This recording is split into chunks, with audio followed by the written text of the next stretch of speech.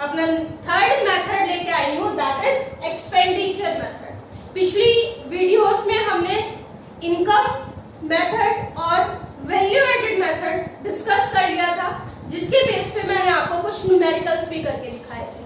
आज देखते हैं अपना third method, income method, sorry expenditure method. इस मेथड में क्या है, हमें फिर से नेशनल इनकम कैलकुलेट करनी है, लेकिन from the side of expenditures. अब हमें इनकम किस साइड से कैलकुलेट करनी है, एक्सपेंडिचर की साइड से।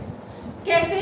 जैसे कि फॉर एग्जाम्पल मैं मार्केट अगर जाती हूँ और मैंने वहां जाकर 1000 रुपए खर्च कर दिए, ठीक है, तो मेरे लिए क्या हो गया, वो 1000 रुपए का खर्चा हो गया। सपोज मैंने 1000 रुपए के कपड़े खरीद लिए, 1000 का खर्चा हो गया मेरा, तो लेकिन जिससे मैंने कपड़े खरीदे उसके लिए क्या है, वो 1000 रुपए की इनकम। तो यानी अब हम इनकम कैलकुलेट कर रहे हैं from the side of expenditure. एक आदमी के लिए जो खर्चा होता है, दूसरे आदमी के लिए वही क्या होती है, उसकी इनकम। ठीक है, अब जब हम खर्चों की बात कर रहे हैं तो टोटल 4 सेक्टर्स होते हैं इकोनॉमी में। There are 4 sectors in an economy, household sector, firms, government और एक्सटर्नल सेक्टर। और इन्हीं अगर चारों सेक्टर्स के खर्चे जोड़ लिए जाएं तो उससे क्या निकल जाएगी, इनकम कैलकुलेट हो जाएगी, क्योंकि उनके खर्चे दूसरों की क्या हो जाएगी, इनकम। देखते हैं क्या फॉर्मूला यूज होगा जब हम एक्सपेंडिचर मेथड से न्यूमेरिकल्स सॉल्व करते हैं।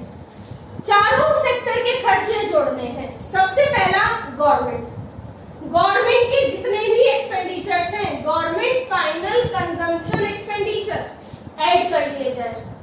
दूसरा हाउसहोल्ड सेक्टर, यहाँ पर हाउसहोल्ड भी लिख सकते हैं, प्राइवेट वर्ड भी लिख सकते हैं, तो प्राइवेट फाइनल कंजम्पशन एक्सपेंडिचर ये भी जोड़ ले।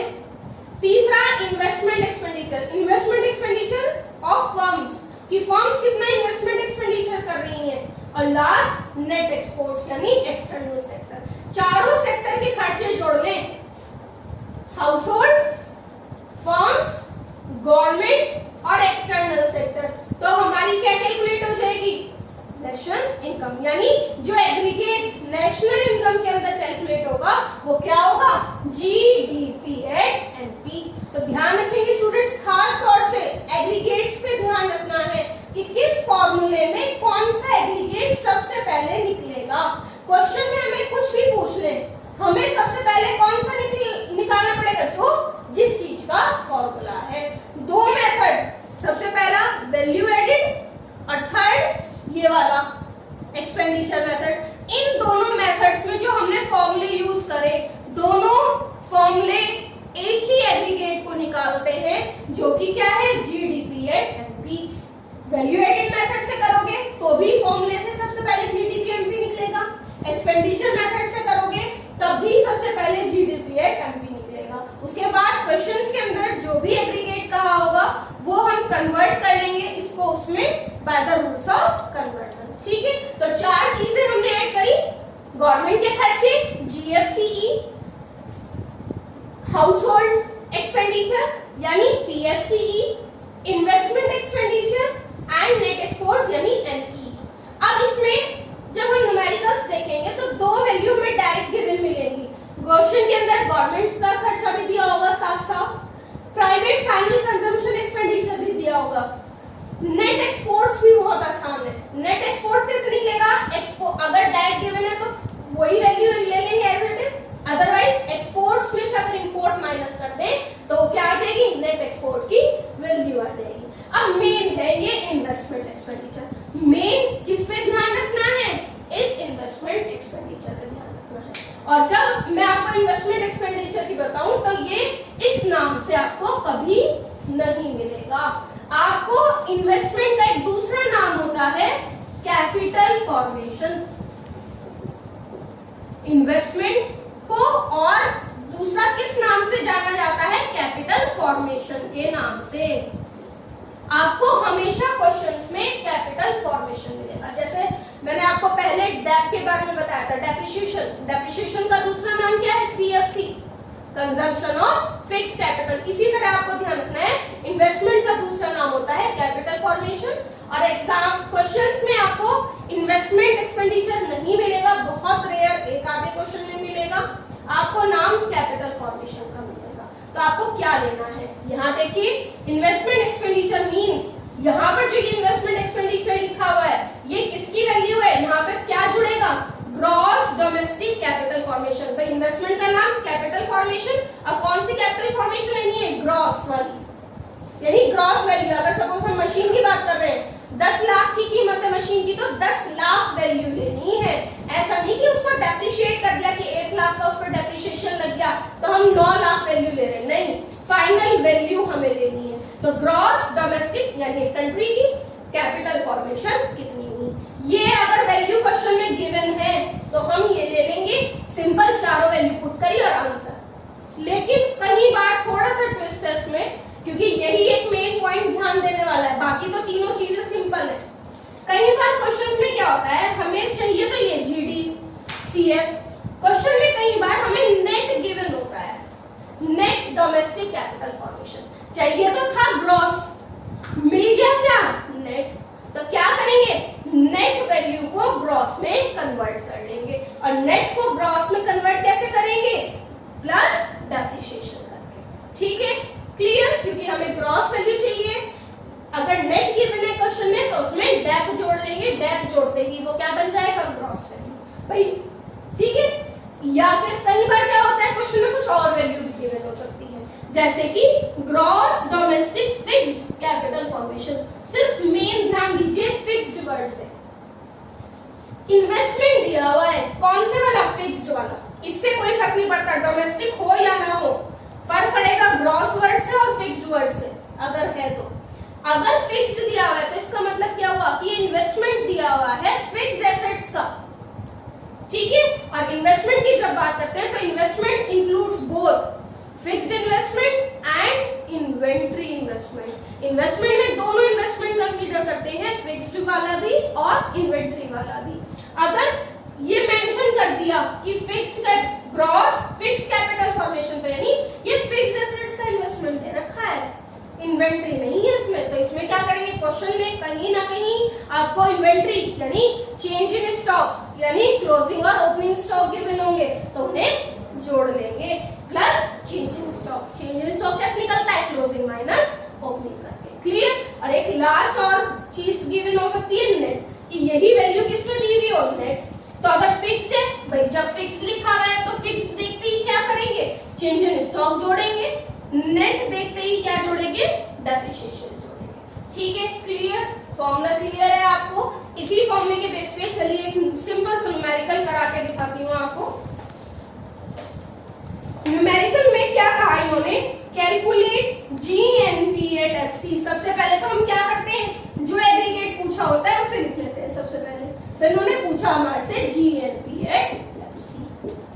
ठीक है, वैल्यूज देखेंगे, वैल्यूज के बेस पे डिपेंड होता है कौन सा मेथड। यहाँ तो चलो मैंने आपको एक्सपेंडिचर मेथड करा दी हूँ तो आपको क्लियर है कि यहाँ तो ये एक्सपेंडिचर मेथड का फॉर्मूला लगेगा, लेकिन एग्जाम्स में जब भी आप क्वेश्चन सॉल्व करेंगे, फिर मैं बता रही हूँ मेथड मेंशन नहीं होगा, आपको वैल्यूज को देख के समझना है कि किस मेथड की वैल्यू दी हुई है और उस फॉर्मूले को अप्लाई करना है।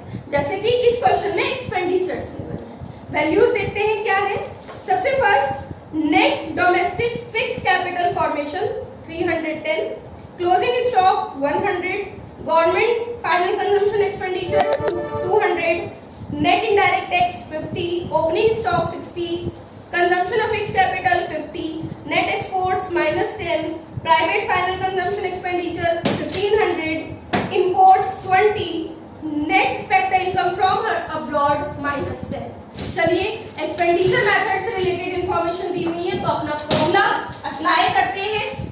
क्या फॉर्मूला है?